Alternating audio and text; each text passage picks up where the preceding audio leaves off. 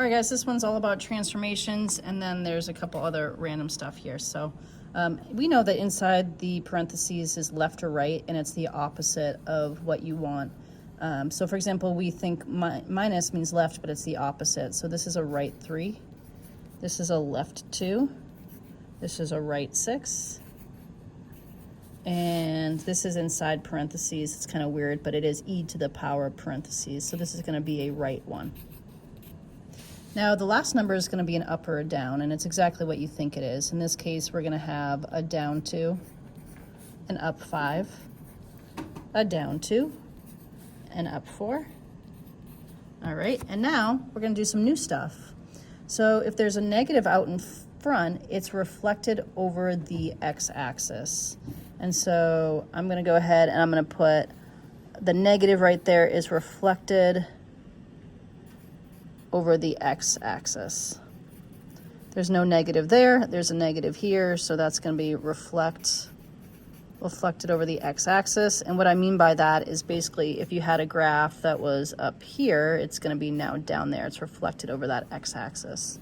And same thing here, this negative is going to be reflected over the x-axis.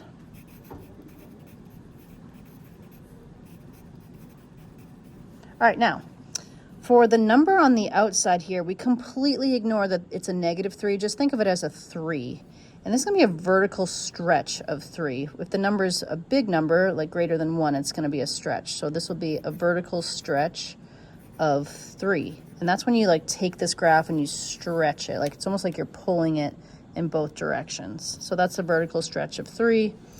But when you have a fraction or a number less than 1, it's actually a vertical compression where we're actually going to take it and we're going to like squish it in. So it actually would be more like that, a vertical compression.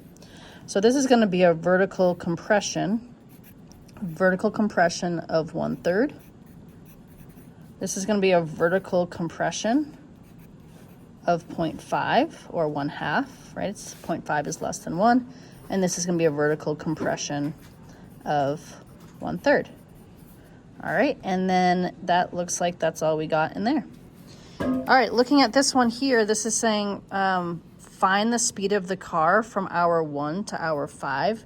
We should know that speed is equal to distance divided by time, but we should also know that we can find the average rate of change in speed by doing slope formula with this, because they've already given us the speed.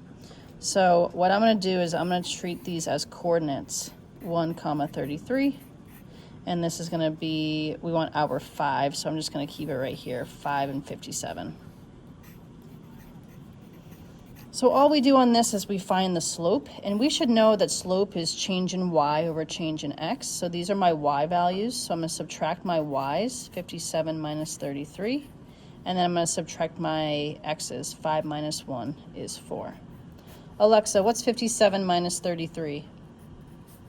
57 minus 33 is 24. Okay, so I get 24 on top divided by 4 equals 6, and my average speed is 6. Oh, it's the average rate of change. Sorry, so this means on average, I'm changing 6 miles per hour. See how this is going up? So I'm going up 6 miles per hour on average. All right. So the summary of this problem is write it as two coordinates, 133, 557.